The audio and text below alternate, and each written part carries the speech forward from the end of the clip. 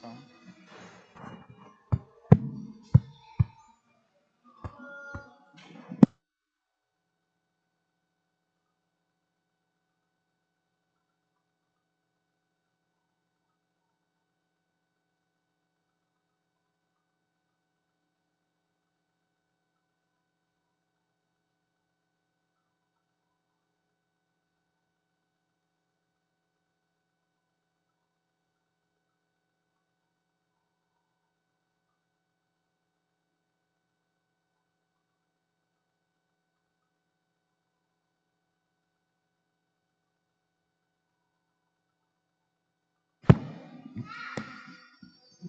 You understand?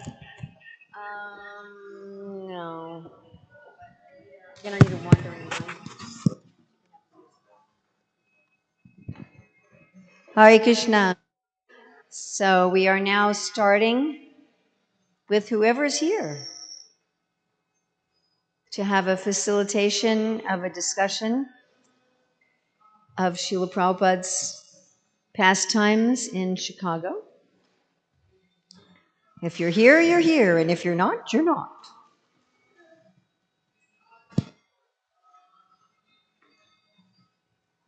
But we would like the music off.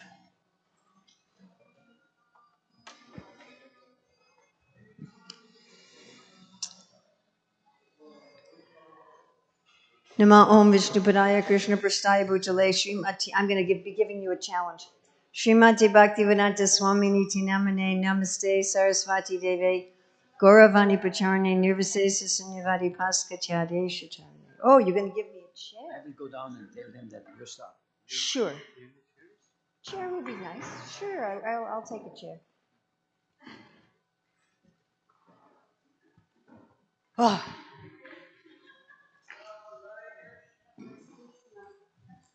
All right. So I could start like I did last time, but I think, please don't sit behind me. I'm very trained to look at the audience, to have eye contact with the audience, and if you sit behind me, I'll keep wanting to look back and look at you. I'm good, yes. And I may move around, and that light's a little much, you know. Thanks. Okay, so we should have a wandering mic. Do we have a wandering mic? And a wandering mic man? Are you our wandering mic man? Excellent, excellent. Okay. So I wonder if there's anybody here who'd like to start with their memories of Srila Prabhupada visiting Chicago. So how many times did Srila Prabhupada, Subal, do you know how many times Prabhupada, we know in summer of 74 and summer of 75, was there any other time besides those two times? Was there any other time besides the summer of 74 and the summer of 75 when Srila Prabhupada came to Chicago? I think that's right. Okay. Oh, you're going to come closer. That's one of the 7 purposes of ISKCON. It is to bring the members closer to each other and to Krishna, the prime entity. But in that case, I would have to move all the way over there. So maybe we do that. Yeah, let's do that. Come on, let's move this chair. Let's personify this purpose of ISKCON in our seating arrangement. All right. Excellent. Okay. And now let's come close. And now oh, my water didn't migrate with me. All right. Now we are bringing the members closer to each other and to Krishna, the prime entity, in our seating arrangement. Excellent. And frustrating the photographer, who will be continually frustrated during these events. That's challenge. Thank you. Thank you. Prabhupada says we should always give a fresh challenge. So is there someone who would like to start with their memories of summer of 74? I mean, I could start, but I'd like to see if there's anyone else. Mekala, can you talk about Prabhupada coming in the summer of 74? You were already gone. So you went to India. In front of the Evanston Temple, in anticipation of Srila Prabhupada coming, I painted maroon all up and down the sidewalk and the stairs going up, and then pink lotus flowers. And I can see it in the photograph with Srila Prabhupada there. I always wondered if he saw it, but that's the only. So you joined in Chicago, but you never met Prabhupada in Chicago. Yeah, I think we left in April, May, or something. Oh, wow. Yeah, so I actually wasn't there. Anyone else here for the summer of 74? Yes, Chakri. If you could share from summer of 74.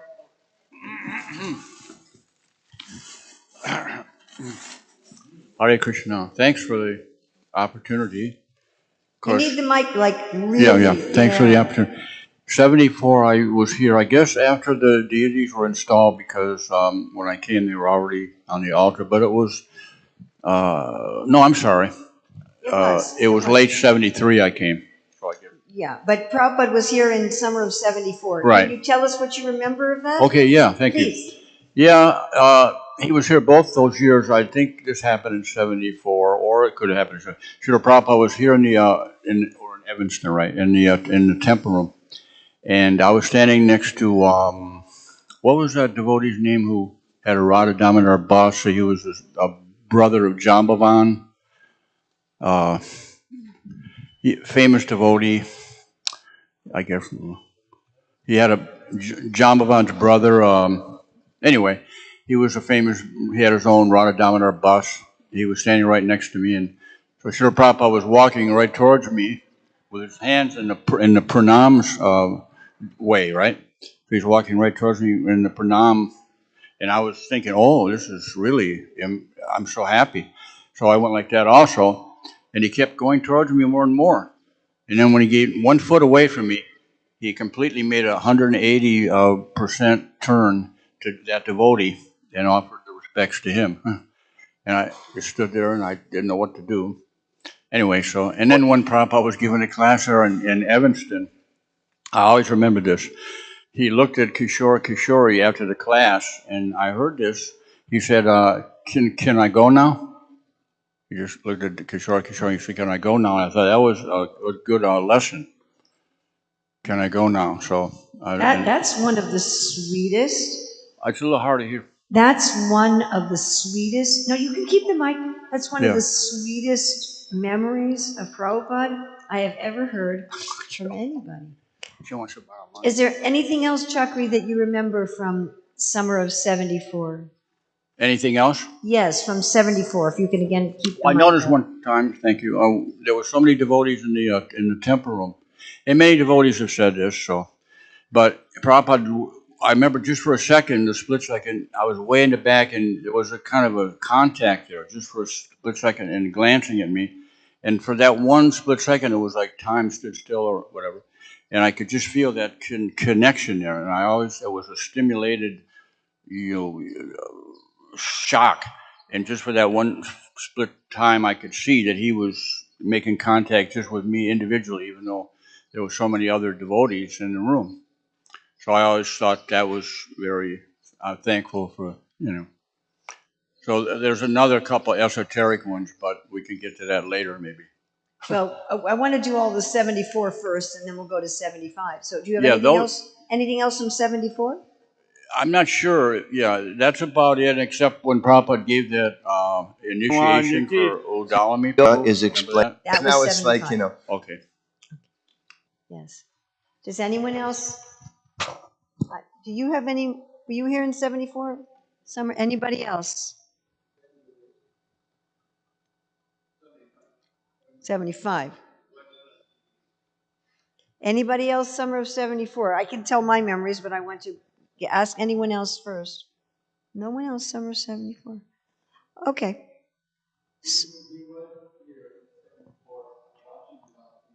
Oh, okay. So Prabhupada came to the airport, and I went with the the group of, I hadn't met, I was already initiated through the mail, but I hadn't met Srila Prabhupada. So I was with the group that went to the airport, but because I was one of, there were many devotees also from out of town. Can you all hear me? Is it clear? I know there's quite an echo in here. All right. So because I was one of the O'Hare distributors, the vehicle I was in, the drivers wanted me to stay in the vehicle and show them where to park, and we were like the lead vehicle.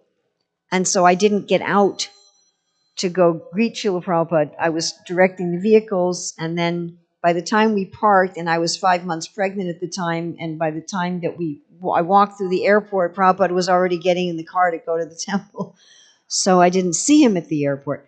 And I remember thinking, okay, I guess that's service and separation. So the first time I actually saw Srila Prabhupada was the next morning when he came to give Bhagavatam class. And when he sat on the Vyasasana, so I was 19 at the time, I was to Prabhupada's left, and I was standing very close to the Vyasasana. It's funny, the photographs I've seen, it shows people standing to his right, but I was standing to his left. And I was fanning him with a peacock feather fan. My memory is of fanning him the entire class, but I don't know if I actually fanned him for the whole class or not.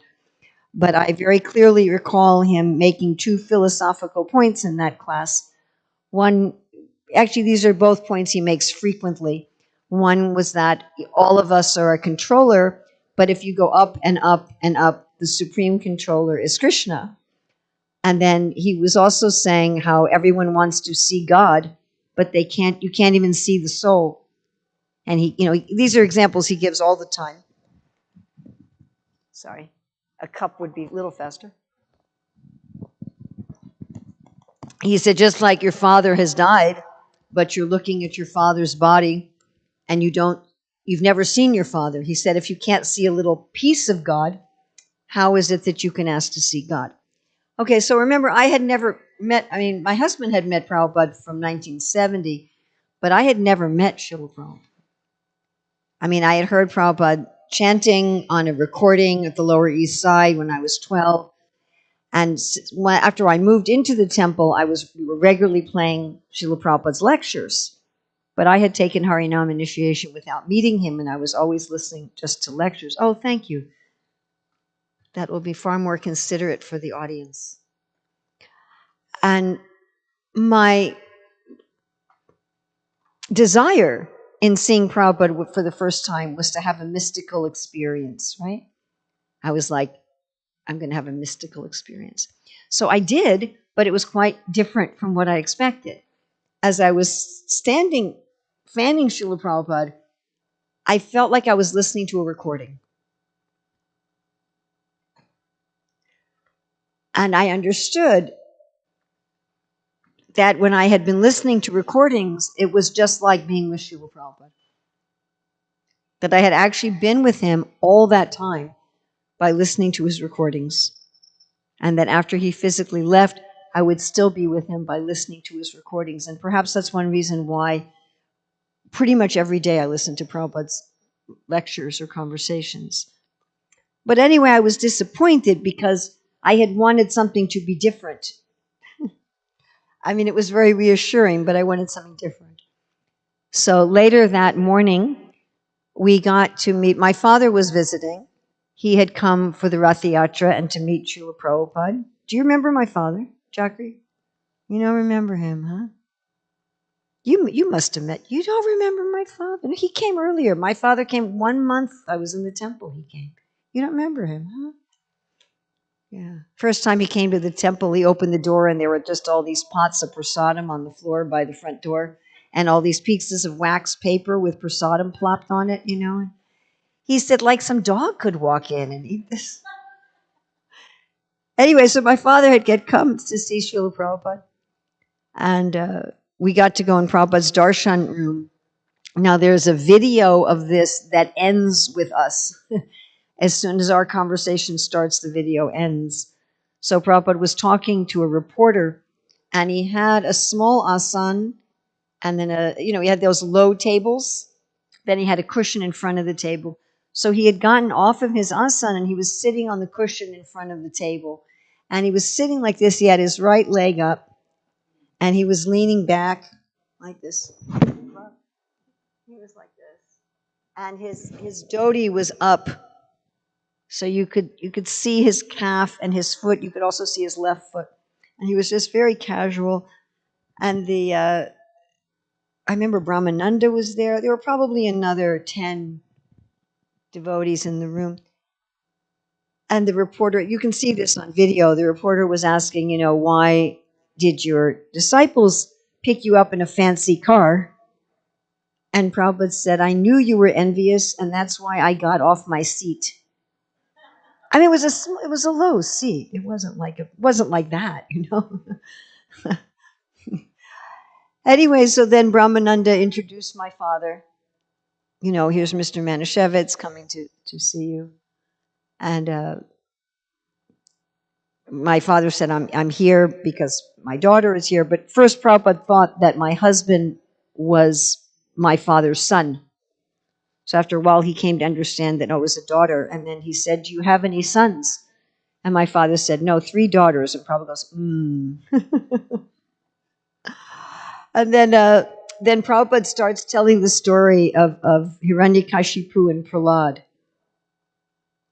Now that's interesting because Ravindra Prabhu has a similar experience that Prabhupada called his father a demon, and his father accepted it. And this is the experience I had, that Prabhupada was telling the story of Hiranyakashipu and Prahlad, and my father was just okay with this, this story. And then my father asked Srila Prabhupada, he said, why are you so eager to give other people your food? He said, I'm in the food business. And if any of you don't know my father, he was the CEO of the Manischewitz kosher food company and wine company. He said, I'm in the food business, and I'm wondering, you're so eager to give people your food, even if they don't know about your philosophy. And Prabhupada's like, he says, do you believe in infection? And my father's like, yes. He said, so just like if you, he was this he was so, Prabhupada was so relaxed. Like on the Vyasa-san, Prabhupada was very grave.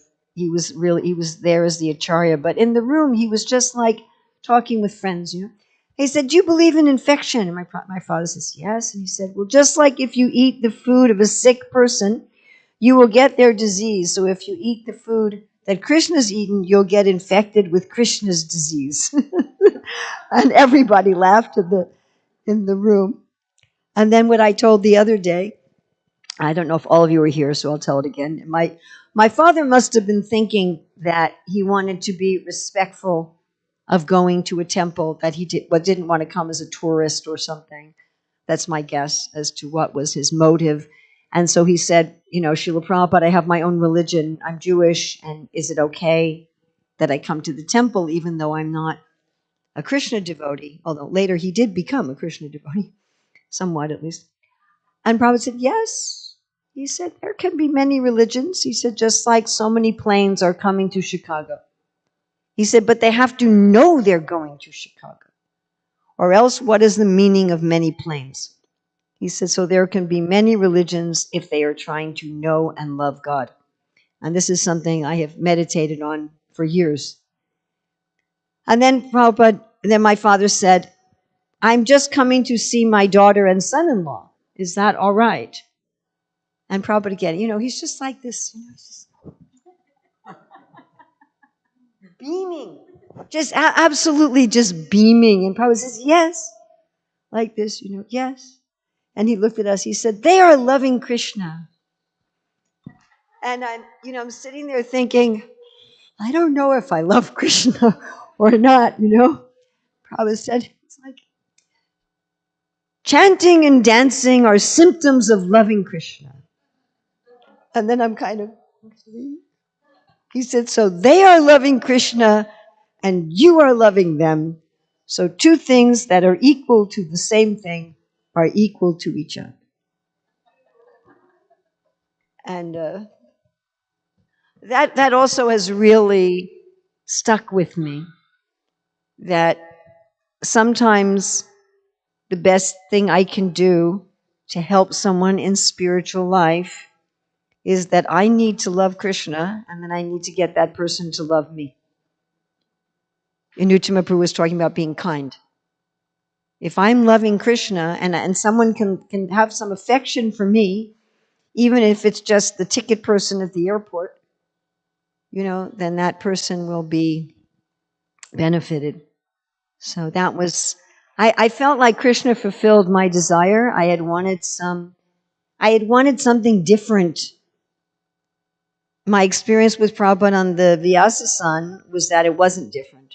That Prabhupada was always there, and I was always hearing him in his lectures, and I would always hear him whether he was physically there or not. But my realization then going into Prabhupada's room was then I did have that personal interaction. I also remember thinking, because Prabhupada had said on the Vyasa-san, how can you ask to see God if you can't see the soul? So I wondered if he could see my baby in the womb. I was thinking, can he see the soul? I never asked, but I was thinking, can Prabhupada see the soul? Can he actually see us? So when we walked out of the room, we were there at utmost 30 minutes, 20 or 30 minutes. We walked out of the room, and my father turned to me and he said, now I know why you've come. He said, this is a genuine holy man. And I never asked him. I never said, how did you conclude that in such a short time? But in thinking about it, and many people have asked me about this sort of thing, my genuine belief and my somewhat tenuous conclusion was it was Srila Prabhupada's authenticity. That all of us conditioned souls to some extent are wearing masks. We have some fearfulness about us. Yes? If people really knew what I was thinking and what I'm like and all my problems and all my mistakes, I wouldn't be loved anymore. We have some fear. We're afraid to just be ourselves. But Srila Prabhupada was just fully himself. He had this, in a positive way, a very childlike quality of just being very open. And that was quite evident when you were in his presence, even for a short amount of time. So anyway, that's my memory of Srila Prabhupada in 1974. And we left Chicago early in 75. So I don't have anything from 75. And we will now go to all the 75 memories. And I hope somebody remembers Udalami's initiation, because that's quite a story. So our 75 summer stories.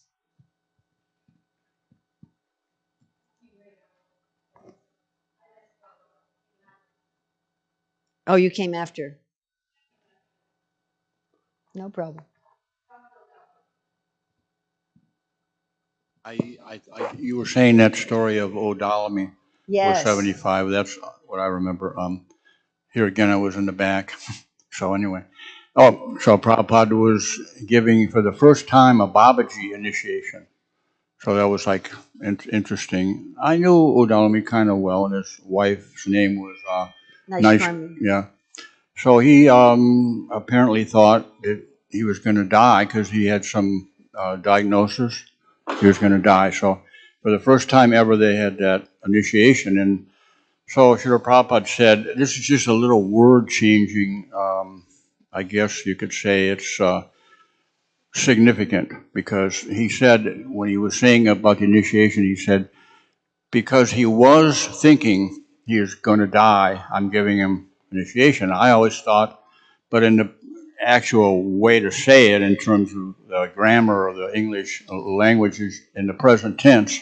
You don't say he was thinking, because it's happening in the present tense. So the other way would be to say he is thinking, and then so we're going to do this. But he said he was thinking. So I always took that as a subtle innuendo of the spiritual masters all pervading, like, so to speak. And that's the only one.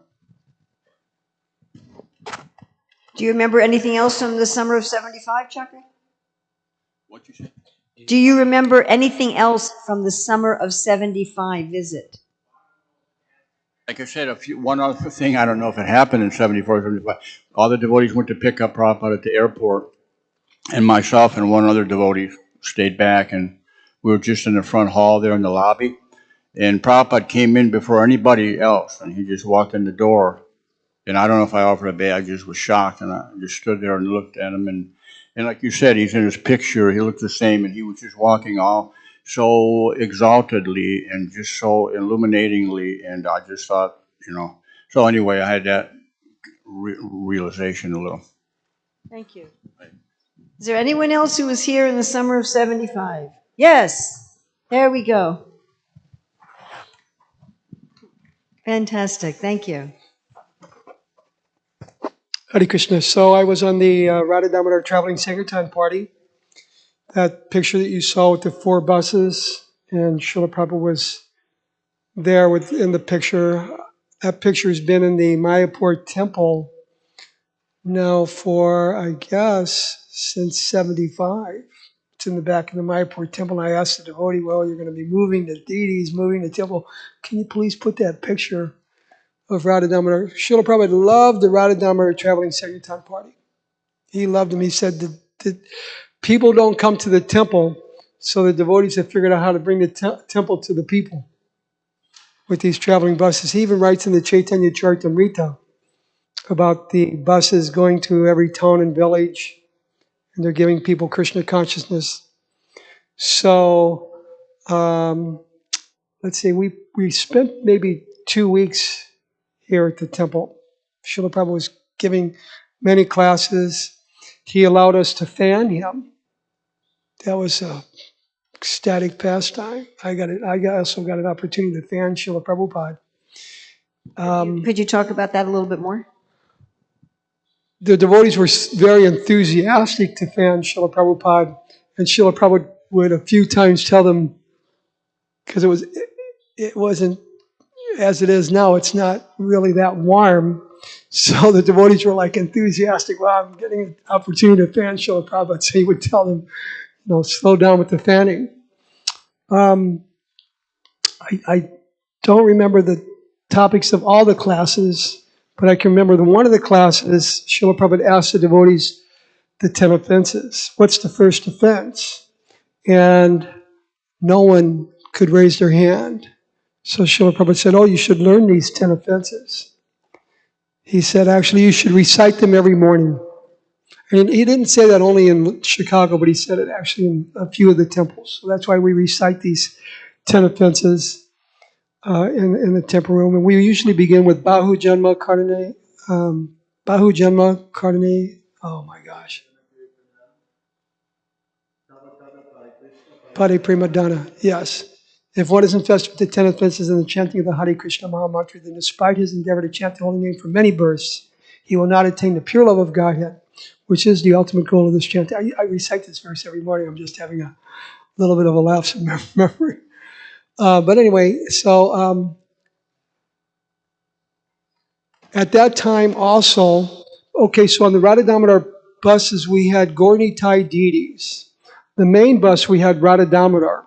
Srila Prabhupada said, this is a very exceptional, these are exceptional deities. Radha and Krishna don't usually travel. And on the Radha Damodar party, Srimati Radharani always used to show her lotus feet. So Srila Prabhupada also allowed this exception. Of course, our main pujari was Vishnu Jan Swami. So I'm remembering, anyway, the installation of the Gaura-Nitai deities for the buses happened at that time. And the ceremony was more or less performed by Satrup Maharaj. And but Srila Prabhupada was presiding over the ceremony, and he approved that we would have these deities on the buses. And at some point, Tamal Krishna Goswami said, these men are traveling away from temples for weeks and weeks at times. So Srila Prabhupada, can they sometimes buy some bread? And Srila Prabhupada didn't hesitate to answer, no. No, because Srila Prabhupada didn't want us to eat anything cooked by non-devotees. That was his original, when he posted that in New York, the certain principles that devotees should follow. Don't eat anything cooked by non-devotees. And especially, well, today the devotees say especially grains. But anyway, Srila Prabhupada didn't hesitate to say no. Another very important point, I've already mentioned this, but I can say it again. We used to think Ekadasi was a very inauspicious day. Oh my God, it's going to become Ekadasi. What's going to happen? Ekadasi's tomorrow. What's going to happen? Our Ekadasi's like, wow, what's going to happen this time? So at that point, I believe it was Tamal Krishna Goswami that asked Srila Prabhupada about Ekadasi. Srila Prabhupada said, oh, Ekadasi is a very special day, a very auspicious day. And he called Ekadasi the mother of devotion. So in this way, I understood, many devotees understand, oh, Ekadasi is Mataji, it's a mother. And Srila Prabhupada mentioned, on this day, it's very auspicious, extra hearing and chanting. And if you can, try to chant 25 rounds on this day. So Tamal Krishna Goswami asked Srila Prabhupada, well, the devotees are going on Sankirtan, Srila Prabhupada, should we stay back on that day to chant 25 rounds? Prabhupada said, oh, these rules don't apply to the Sankirtan devotees. But he said, don't try to take advantage of these, of being a Sankirtan devotee. We don't have to follow different things so strictly. That was a wonderful explanation, pastime Srila Prabhupada gave us about Ekadasi. I think I mentioned already that I used to purchase the vans for the Radha Damodar Traveling Sankirtan Party, and I had the latest van because I just picked up a van. But we were on Traveling Sankirtan with that van, so Srila Prabhupada, they would take Srila Prabhupada. I believe he had his morning walk every day at the university, right? Anyway, so he was going to take that van that we just purchased, but it was such a mess. Srila Prabhupada would not get into the van. And he made a statement, you should clean these vehicles every day. Clean your vans, take care of them nicely. And he said that way we will have more respect for these. Srila Prabhupada wanted us to have respect that these were arrangements of Krishna. And as we know, vehicles are not inexpensive.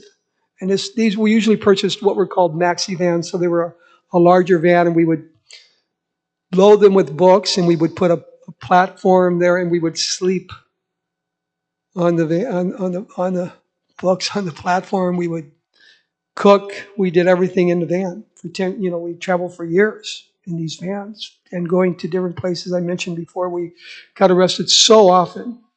So often we would get arrested. Usually you were put into a holding tank, what they called you're going into the holding tank. That would mean that you're getting out the next morning, more or less, or you would see the judge the next morning. But I told the history where I was arrested on a Friday, and I wasn't going to see the judge until Monday. So besides fasting, but in going to jail, Srila Prabhupada more or less explained that this material world is just like a prison. Is that mine? Whose is that? I don't think that's mine. Sometimes my phone turns on, but it was yours? Okay.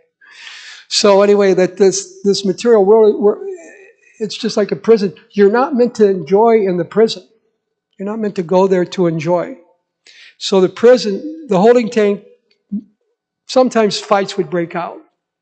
And then the guards would come after 5 minutes or so. That would be pretty fast to break up the fight.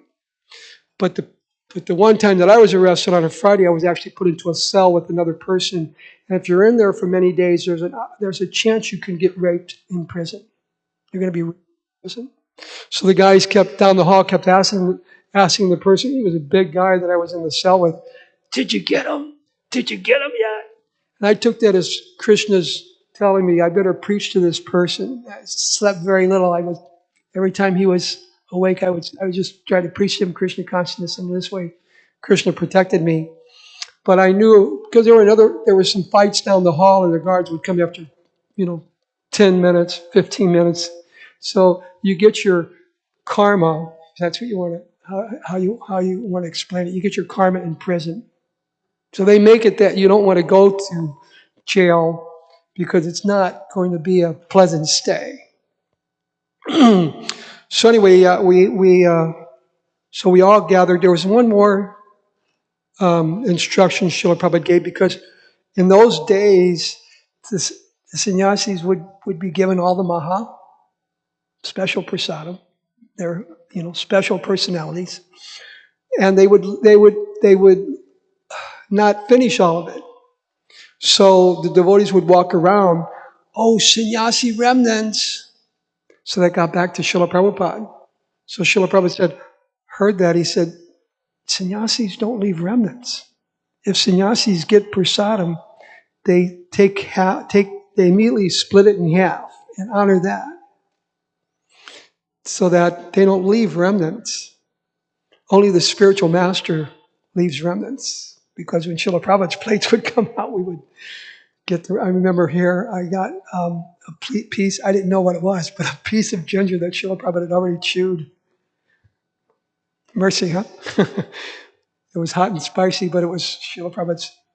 I had no clue it was ginger at the time. I was, let's say, uninformed as a new devotee. What was ginger? I never had ginger before I came to Krishna consciousness.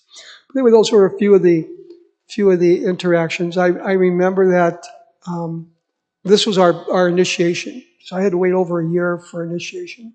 Even I started coming to Krishna consciousness in '73. The devotees never asked me to join. This was in St. Louis, Missouri, or as we say, Misery. St. Louis, Missouri. Anyway, Hare Krishna.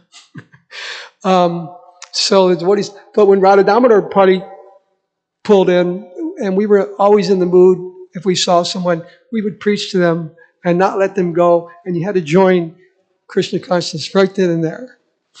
So that's what they preached me, and somehow by Krishna's mercy I did. And by Krishna's mercy, by Krishna's mercy, Srila Prabhupada's mercy, I never left. So Tamal Krishna Goswami wanted to offer Srila Prabhupada 108 devotees. Someone said there were 75. I think Chanakarta Prabhu said there were 75 devotees at the I'm pretty sure there was 75. 75, anyway. That initiation. Yeah, we were told 108. Anyway, so some devotees only waited a couple of weeks, or even some maybe just 10 days for initiation, some longer, like myself. But it was all part of Krishna's mercy. And I never will forget the special mercy Srila Prabhupada showed towards me at initiation, because the Chaitanya Charitamrita had not yet been published. So he gave me the name Govinda Datta. And I'm like, I understood the name Govinda, but I didn't know what the word Datta, it means gift. Govinda Datta was a devotee of Lord Chaitanya. He would sing kirtan for Lord Chaitanya, very much appreciated his kirtans. So I didn't understand, Srila Prabhupada, what was my name? And I looked at Srila Prabhupada like that, like, you know what? And Srila Prabhupada reciprocated with me very kindly. Govinda Datta. Oh my God, a second time I still didn't catch it, my name. And I showed Srila Prabhupada, I'm sorry, I didn't catch it. I looked at some of the devotees like, I don't know my name. Srila Prabhupada said, Govinda Datta. And he gave me a blessing. One who tells everyone about Krishna. Oh my gosh, what a blessing, huh? And then he said, someone will help you with your name. He was so kind, so patient, initiating 75 or 100, whatever the number was. He was so patient to reciprocate with me so kindly. And we would then pay obeisance. So before the initiation, another devotee next to me, Granga Prabhu, I don't know what happened with him. He was from Canada. Okay. So anyway, he said, Govinda, let's make bouquets and offer them to Srila Prabhupada. So we did. We made these little bouquets. So Srila Prabhupada was coming into the temple room, and I became so excited. Oh my gosh. Srila Prabhupada seeing the bouquet, he's smiling. Granga standing next to me. I believe Granga handed Srila Prabhupada his bouquet. But I became so excited, I took the flower petals and just offered them. I was young at that time, also 19 years old. I just became so excited. Oh my God. Srila Prabhupada's going to take this book. So I took the flower petals and tossed them. But Srila Prabhupada acknowledged it and bowed his head like in gratitude. Srila Prabhupada ki jai. Hare Krishna. Right. So Gaur Prabhu? Okay, I don't have a particular order here. You need the mic quite a bit closer. Okay, how's that? Much better. Thank you. So, I had met the devotees just a few weeks before, and they asked me if I'd like to come and meet Srila Prabhupada here on the July 4th weekend. So, I guess we left something like July 1st, because when I arrived here, the first thing I saw after we parked our Volkswagen van was a Radha Damodar bus, and the back door was open, and I peered in, and I saw a beautiful temple-like atmosphere inside the bus, beautifully painted and crafted by talented devotees. And I saw the beautiful tambura and ektar and harmonium, and I just wanted to get on that bus, but I was fearful because I thought if I get on that bus, maybe I'll never be able to get off. So I better be careful. So when I was walking up the front stairs, one of the Radha Damodar brahmacharis said to me, "Hey, what are you doing wearing that ring?" And I said, "Well, this was a gift from my mom. It's because my birthstone is sapphire." And he said, "That's just decorating a dead body. Radha Damodar, they need some jewelry. You shouldn't be wearing that. You're just going to get puffed up. You should give that ring to Radha Damodar." And I felt very guilty. And I also sort of felt like I was getting held up. So I took off the gold ring with the sapphire stone in it and I gave it to him. And so I don't know if he used it for Radha. I'm not even sure if the deities are supposed to accept used jewelry or not. But at least Radha Damodar saw my intention. And then as I came into the temple, there were many devotees that were painting the Evanston temple with white paint everywhere. And Prabhupada made a comment at some other temple. He said, "It's funny, every time I come to visit a temple, it always smells like fresh paint." So the devotees, they wanted to spruce up the temple to make it paka, as first class. And there was like so much excitement in the air. There was all of this intense anticipation. It was almost like, Jesus Christ was like going to be arriving, walking in the door, or, the greatest personality that you can imagine. So you couldn't help but get caught up in that. And I believe there was a Ratha Yatra at that time when Prabhupada came. So I immediately got conscripted for the Luglu crew. And, with the cost of cashews today and almonds, so we were up in the prasadam hall on the second floor, and we had big bowls of honey mixed with raisins, cashews, almonds, and these little bindi balls from chickpea flour, everything cooked in ghee. No vegan issue at that time. And we rolled like hundreds and hundreds of these balls. And Vishnu Dutt Prabhu, who had also learned to cook fabulously in India and was expert mridanga player, he actually taught me my first mridanga beats, Gitata, Gitata, Gitata, Gita, Gintata, Gintata, Gintata, Ginta. So he made a beautiful little label for the little packages of these super delicious luglus, and it said prasadam, and it was on a magenta pink, like a bright pink label, and the P for prasadam was like like a circle, and it went around and around and around. So it was like a psychedelic label to like let you know that prasadam was very consciousness expanding food. Just to look at the label, your consciousness was expanding. And so those were thrown from the Ratha Yatra cart. I remember that, but I guess I should back up a bit. Devotees were, on the morning that Prabhupada was arriving, "Prabhupada is coming! Prabhupada is coming!" The whole temple, all the devotees ran to a vehicle, and I was in anxiety. Well, am I going to be able to get into a vehicle too? And someone let me into their car or van, and we zoomed to O'Hare Krishna Airport. And this is the way I remember it, but after 48 years, I'm not sure if my memory's failing me or not. But Prabhupada was supposed to arrive either at the American or what was the other one? American or United Airline terminal. But then I believe it was announced that where Prabhupada was arriving was going to be at the other terminal. So it seemed like there were 400 devotees here at that time. So the whole Harinam party crossed from one side of the airport, doing a big, loud kirtan, to the other side. And I was looking at the faces of the stewardesses and the captains, because they were just blown away by the intensity of the kirtan. And you could immediately see the sweet, pious stewardess and captains were like, oh, like what's going on here in the airport? And the ones that were more in the lower modes of nature, they're like, oh, who let these Hare Krishnas in here? Like, what are these people doing here? So I found it was interesting just observing the staff and how people were responding.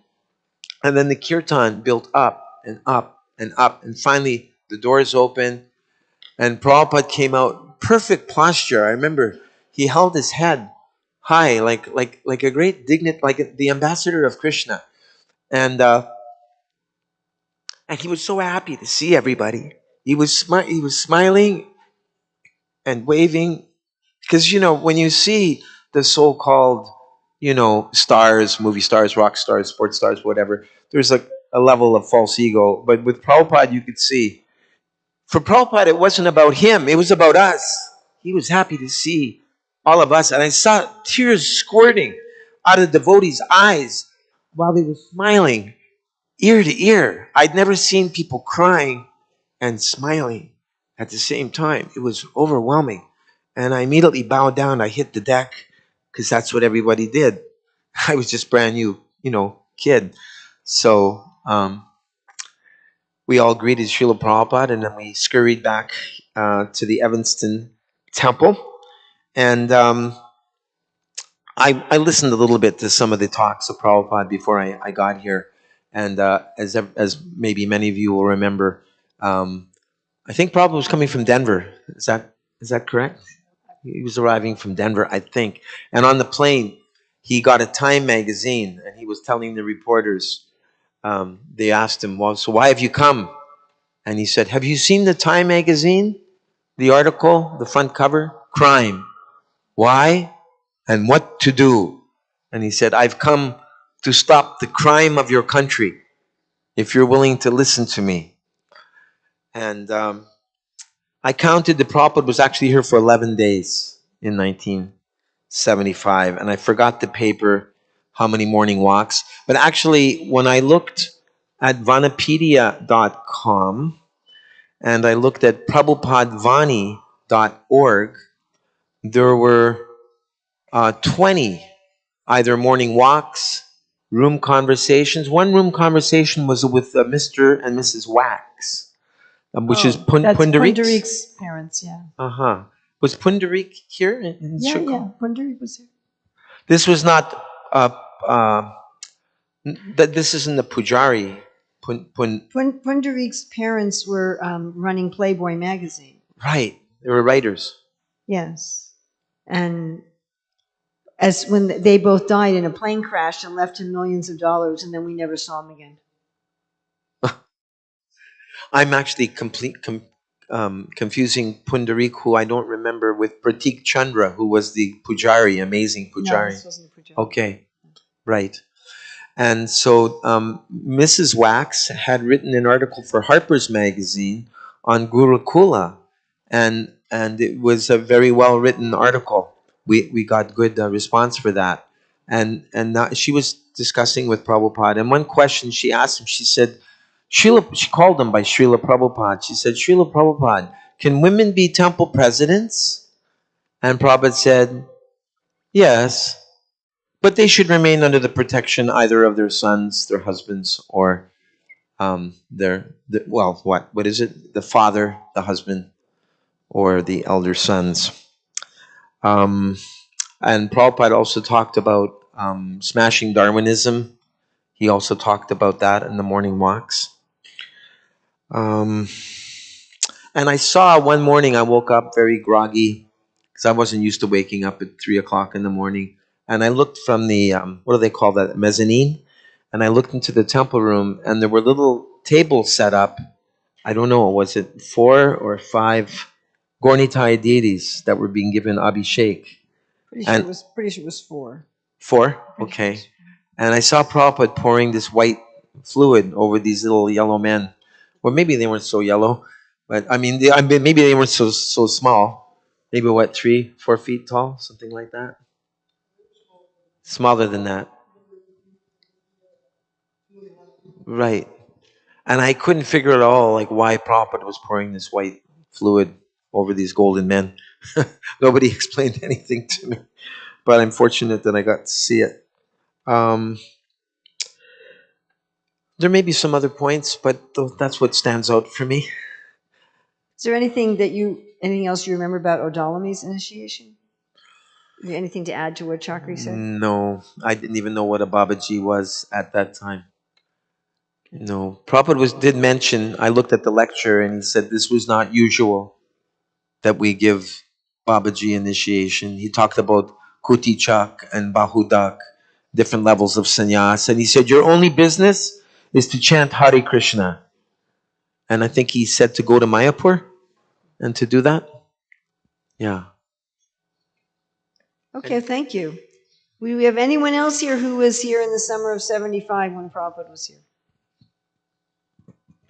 Jitendra?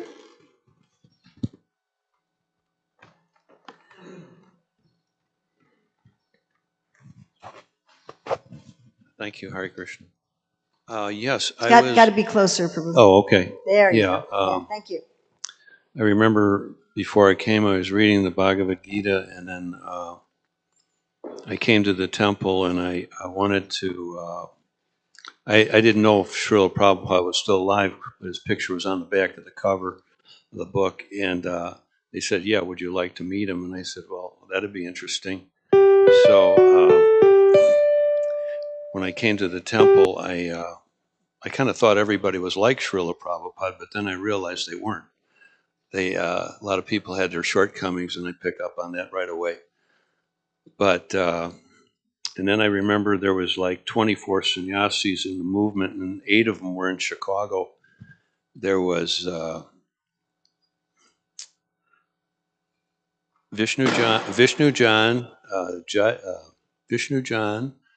Tamal Krishna, Brahmananda, Satsvarup, Udalami. What was that one Swami? Do you remember that one fellow? I was in India. He's a black body devotee, but then I think pardon me? Sudama, right. But then there was 3 other ones too, but I don't remember that. But yeah. But so then there was this going on the morning walk with Srila Prabhupada, and everybody was clamoring to go, and then there was only a limited amount of devotees could go, and then there was all this fighting. They wanted to go so bad, and I thought that was kind of childish. So I was just observing all this. I thought it was immature behavior. So, but there were so many devotees there. There was like 4 Radha Damodar buses, and then they went to Northwestern University down by the beach, and they took the group photograph. And a lot of you devotees were there. Gore and Govinda, you were there, right, for that group photograph, and Gore, and I think Kalki was there too, and Tripurari Swami. But Prabhupada was here for about 10 days, and I think he was talking on the Srimad Bhagavatam 7th Canto with Prahlad Maharaj, those pastimes. And then we had, actually Prabhupada left for Philadelphia on the actual Rath Yatra date. I think it was July 10th. And because he had promised them beforehand.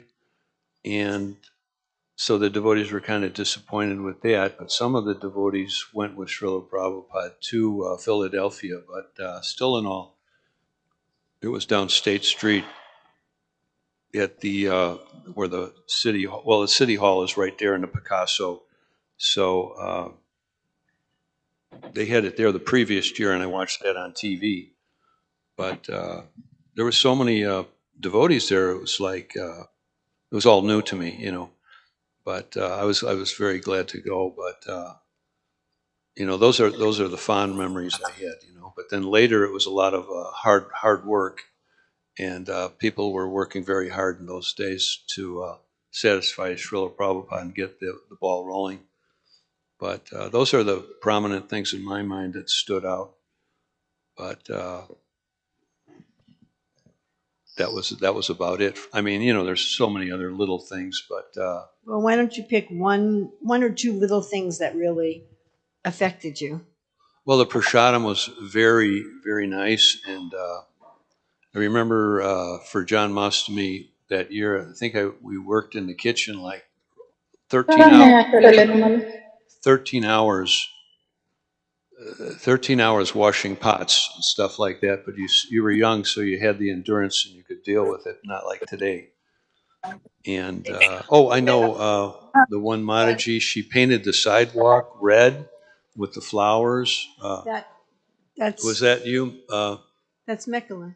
You painted the sidewalk, and I had never seen anything like that. And I thought, well, they're going to get in big trouble for that. But the city of Evanston didn't like that. Is that correct? I found out later they didn't like that. They didn't like a lot of. We're just too different.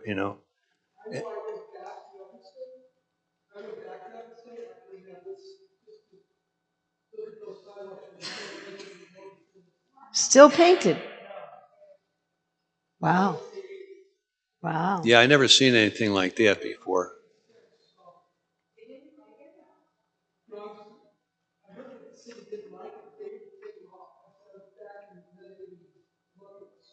And it was still there in the 80s, huh? Cool. Yeah.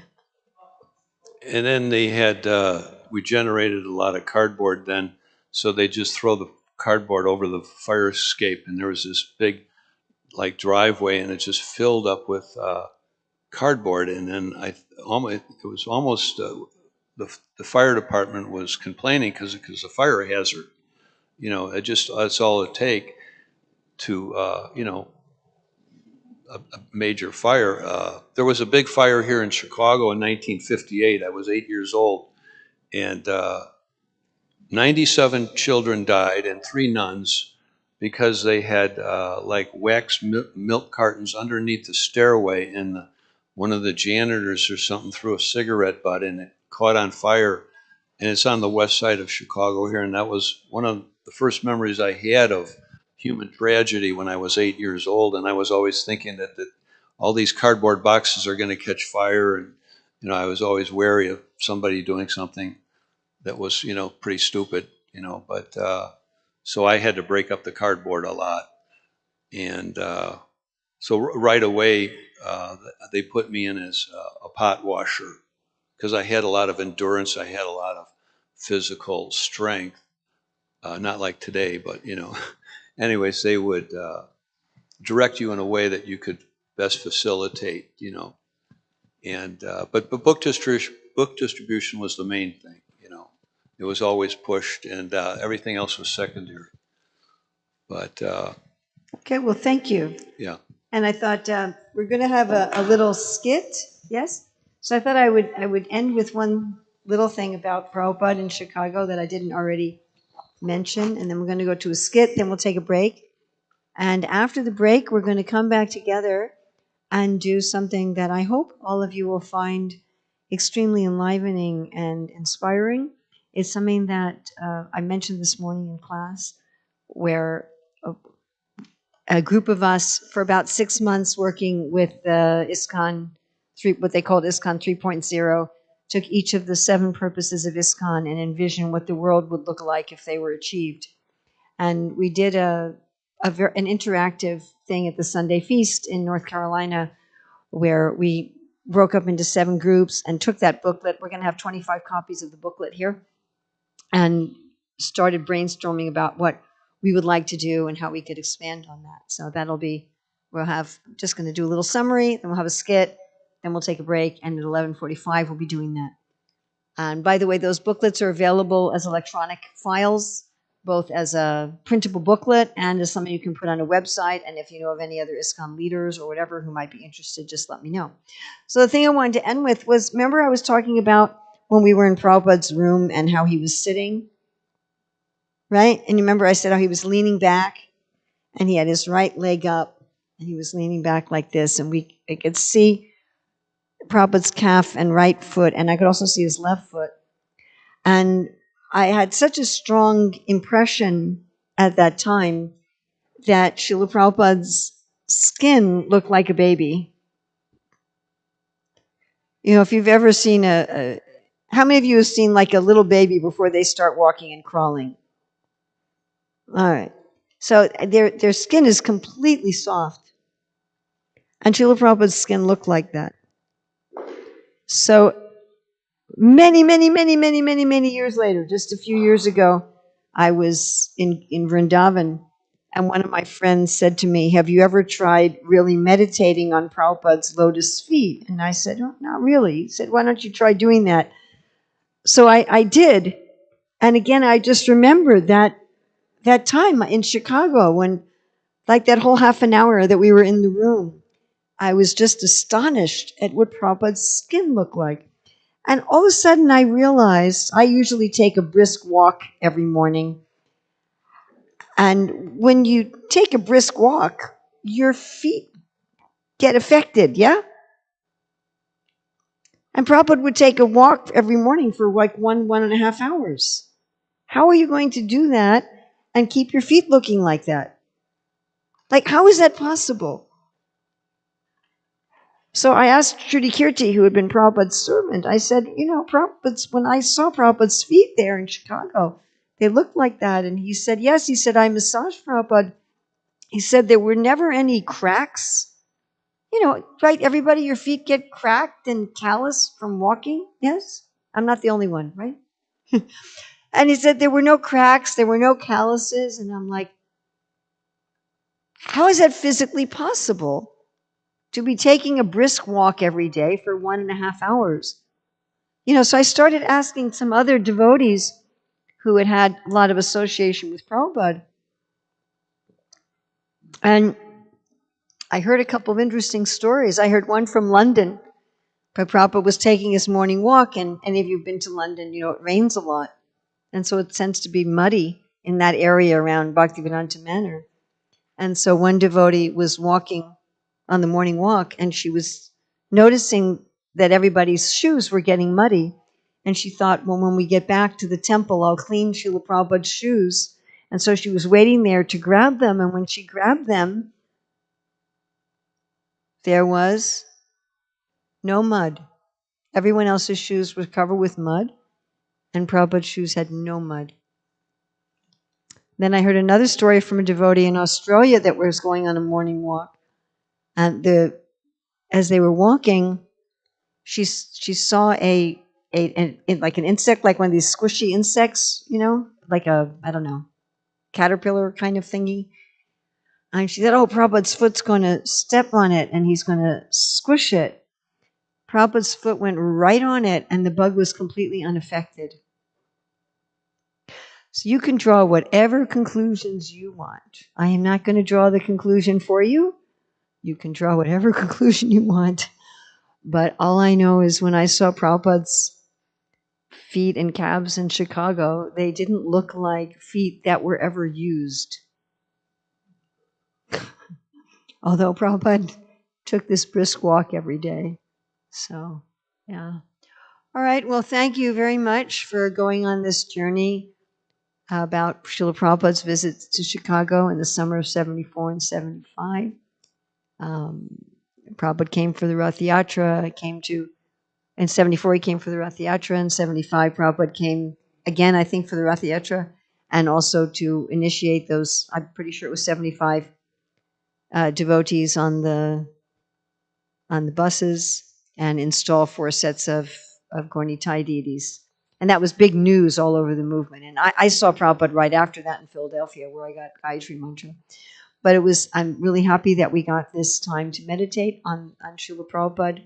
And of course, as I realized when I first met Srila Prabhupada, he's still here. We can continue to access Srila Prabhupada through his books. It's actually amazing, my dear friends. If you think, a number of people talked about Jesus. Nobody wrote down anything that Jesus said for 100 years or something like that? Even more.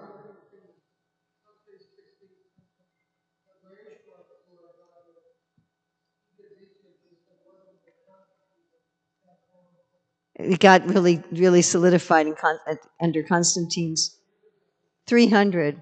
So with Srila Prabhupada, we have so many recordings. We have audio recordings, we have video recordings, we have his books, we have his letters. That's actually astonishing. So please don't think that, oh, Prabhupada was here in 74 and 75, and that's it, and now he's gone.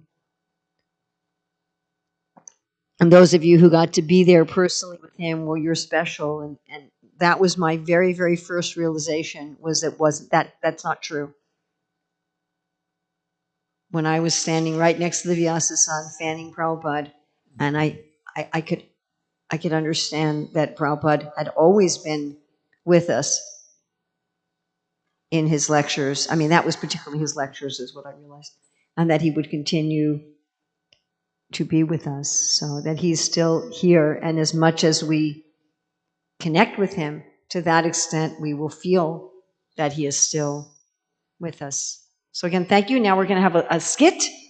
So again, we're going to have a skit, then a break. We're going to come back at, yes, and we're going to come back at 11:45, and that will be interactive and hopefully a lot of fun. It will not just be like sitting and trying to stay awake. So thank you very much. Mother Urmila ki jai. Hare Krishna. My name is Sucharya Devi Dasi, and I came from Dallas, Texas. And I would like to share a wonderful remembrance of book distribution at Chicago O'Hare Airport in 1976. So first, this clip of Srila Prabhupada came up on Facebook, so I'm just going to play it quickly. It's a very short video of Prabhupada, but I'm just going to play his voice. And he's speaking about the importance of engaging the spirit souls in serving Lord Chaitanya's movement. And especially, he said, we can give them books and they can contribute Lakshmi, and this will help their advancement. So this is Srila Prabhupada speaking.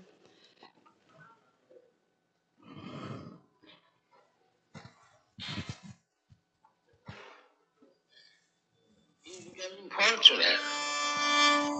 He would have squandered his hard-earned money in so many nasty, sinful ways. And if he purchases one book, never mind what is the price, his money is properly utilized. The beginning of Krishna consciousness is there because he is giving some money, hard-earned money, for this Krishna consciousness movement. He is getting some spiritual profit. He is not losing, he is getting some spiritual profit. Therefore, our business is somehow or other bring everyone in this Krishna consciousness movement, he will be profitable. This is Prabhupada, April 22nd, 1973. He puts on some literature in his hand. And it was a room conversation. So in 1976, there was many Sankirtan devotees in Chicago, and every day they would go out on book distribution. So our temple president, Uttama Shloka Prabhu, and his good wife Barhismati, they were very encouraging, and they facilitated Sankirtan in so many ways. And so one sunny day, the temple president said, Mother Sucharya, he said, you're going to have to go on book distribution today. And I said, oh no, I can't do that because you've got so many big soldiers going out, generals, and they're so good at this. I said, I can just stay back. I said, I've got to take care of my little girl. He said, no, my wife and I will take care of her. You go on book distribution. He said, this is for Lord Chaitanya Mahaprabhu. So we all get ready and we go out on book distribution. So we arrive at O'Hare Airport. This is O'Hare Airport right here. This is O'Hare Airport. So I sit down on the in the concourse on the chairs, and I start praying to Lord Chaitanya, and I'm saying, "My dear Lord, please empower me to do some book distribution, because all these devotees are here and they're so empowered to do your service." So I felt that I should just watch them. So I was sitting in the airport and praying to Lord Chaitanya because I didn't know what I was doing. And so then the first person that came was Vaisheshika Prabhu. He ran up. Vaisheshika? Where's Vaisheshika? Okay, so Vaisheshika Prabhu, he came running up and he stopped a gentleman. Hey, sir, where are you coming from today? Come from Texas. Hey, sir, where are you coming from today? I'm coming from Texas. All right, here, just distributing some books today, and Hey, this is a ripoff. This is a ripoff.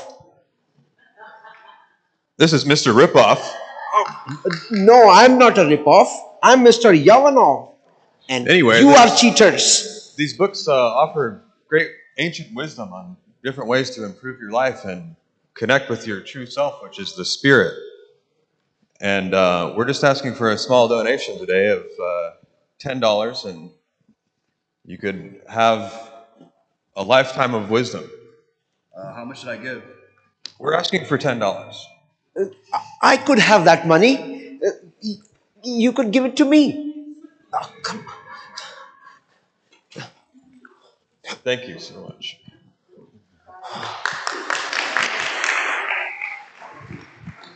Thank you, Mr. Yavanov. So in Chicago at that time, there was a family, a husband, a wife, and a child, a little boy. And the mother was very enthusiastic to join the temple. So they were having a family quarrel, and somehow or other she joined the temple with her boy. And because the father was against it, he took it upon himself to, not only did she join the temple, but they hid her somewhere in the movement, so he didn't know where they were. So he took it upon himself to, whenever there was a book sale at the Chicago O'Hare Airport, he would come in and try to break up the sale. And I could feel his pain. His son was gone, his wife was gone, and these Hare Krishnas, somehow or other, were giving her shelter. So it was kind of a painful situation. So Mr. Yavanov would come on book distribution every day to try to break up the sales. But eventually the situation got worked out. So it was a happy ending. So I'm still praying to Lord Chaitanya because I haven't distributed any books yet. So then I see my god sister come, Her Grace Karna Karna, coming in the airport with her stack of books.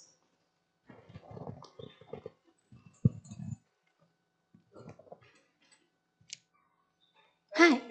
Where are you coming from? Where are you flying in from? I'm flying in from New York on my way. Well, we're distributing books about yoga, and I think that you'd really like them. It's okay. I'm very busy. I'm got to get to my flight. I'm sorry. I got to get going. Sorry.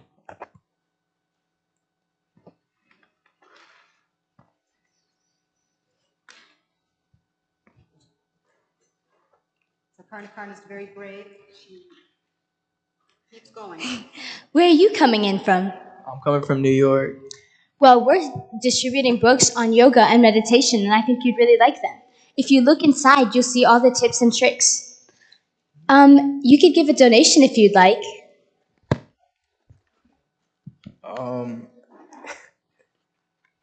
How much do you want? These books are priceless. They'll help you in every aspect of your life. Donate from your heart.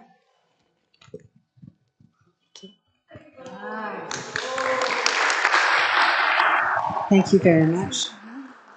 So these young devotees very kindly offered to do this little skit to bring joy to you all. And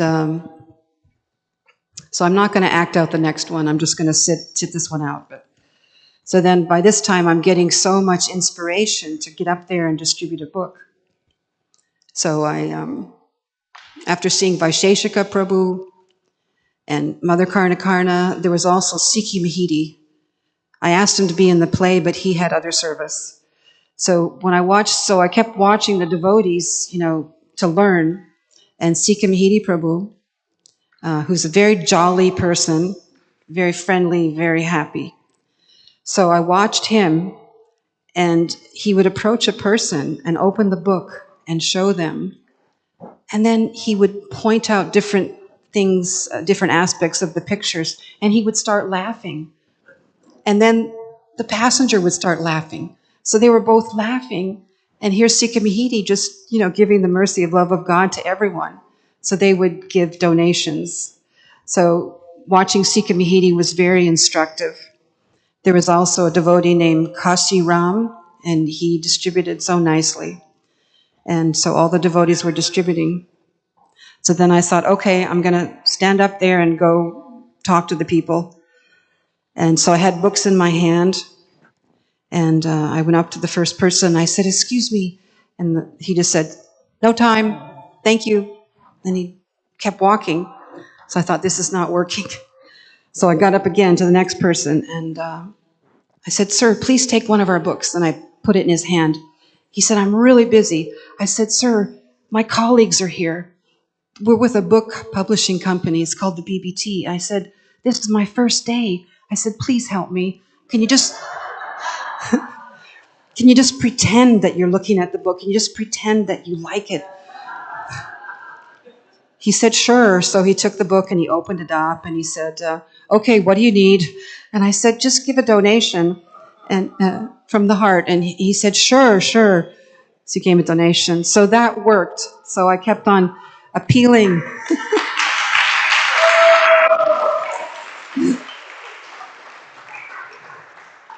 So on Sankirtan, it's Lord Chaitanya Mahaprabhu and your soul, and you're connecting with the souls of other people. So it's soul to soul. So I could feel this mercy of Lord Chaitanya Mahaprabhu. And so I just kept doing it. I kept trying to engage, as Prabhupada just said, try to engage their Lakshmi in Krishna's service because they're using it for sinful things.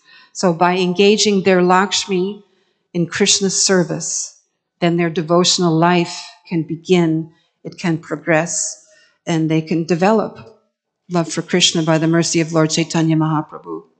So thank you very much. Thank you. Hare Krishna.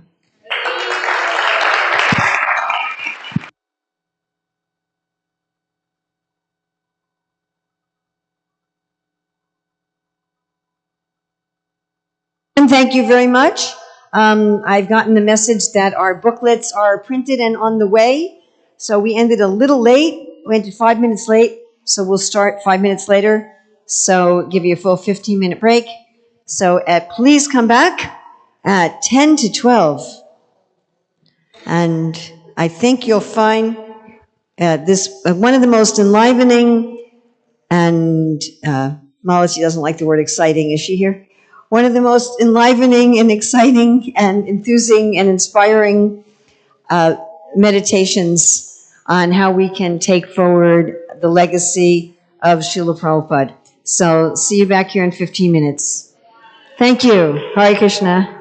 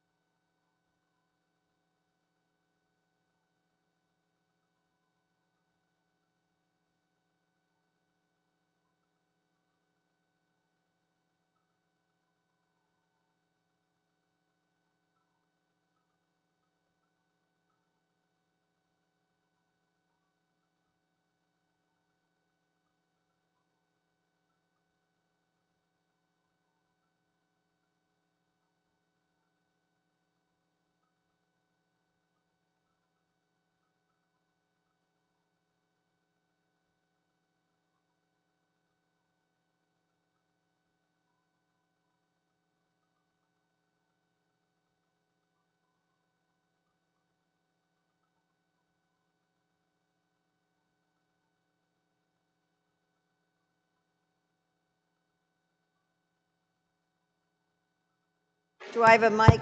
Hare Krishna, we're going to be starting in 1 minute.